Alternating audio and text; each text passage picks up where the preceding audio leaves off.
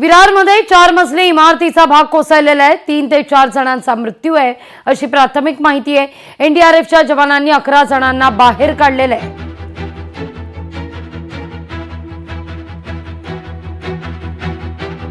विरार पूर्वेच्या विजयनगर परिसरामध्ये एक 4 मजली इमारत कोसळून दुर्दैवी घटना घडलेली आहे। आपण त्या घटनास्थळावरती उभा आहोत। आपण जर बघितलं तर हीच ती विजयनगर परिसरातील रुक्मिणी अपार्टमेंट ही इमारत आहे। आज मध्यरात्री 11:30च्या सुमारास ही इमारत जी आहे अचानक कोसळली आणि यामध्ये जे आहेत 25 ते 30 कुटुंब जे आहेत या मलब्याखाली आल्याची प्राथमिक माहिती समोर आलेली आहे। यामध्ये जे आहेत 3 ते 4 जणांचा या मलब्यामधून मृत्यू झाल्याची माहिती जी आहे समोर आलेली आहे। त्या 11 ते 12 जणांना या ठिकाणी एनडीआरएफच्या टीमने आणि वसई महापालिकेच्या फायर ब्रिगेडच्या जवानांनी या ठिकाणाहून रेस्क्यू करून त्यांना उपचारासाठी रुग्णालयात देखील पाठवलेलं आहे। परंतु या ठिकाणी एका चिमुरडीचा वाढदिवस होता आणि त्या वाढदिवसानिमित्त जे पाहुणे जे आले होते ते देखील याच मलब्याखाली आल्याची माहिती देखील समोर आलेली आहे। अतिशय दुर्दैवी घटना आहे।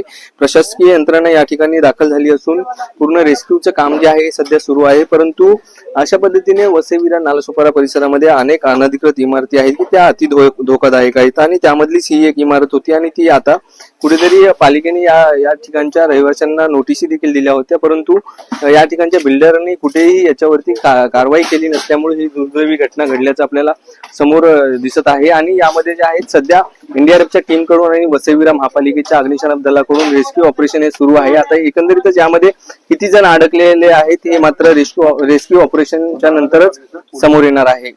संदीप गायकवाड, लोकशाही मराठी, विरार। त्या बिल्डिंगची आवाज आता पहिल्याच खराबच होती। जेव्हा आम्ही आलेलो म्हणजे भावाने दाखवला रूम, त्या बिल्डिंगचा आवाज खराब म्हणजे छप्पर पेपर सगळं म्हणजे पडतच होतं। 6 महिन्यापूर्वी नोटीस पण आलेली असं मी ऐकलं। इकडचे रहिवासी काय दोघे भेटले ते बोलत ते 6 महिन्यापूर्वी त्यांना नोटीस पण आलेली की असं म्हणजे बिल्डरनी नोटीस म्हणजे बीएमसी कडे नोटीस आली की बिल्डिंग रिपेअर करा आता अन्यथा धोका आहे आणि ते झालंच आहे। आता सगळ्यांसमोर दिसतंय ते। मैदानात बसलो असता मागच्या बाजूने आवाज आला। आम्हाला वाटलं की शॉर्ट सर्किट काहीतरी लाईटचं, कारण या पोलवर इकडे शॉर्ट सर्किट होत असतं।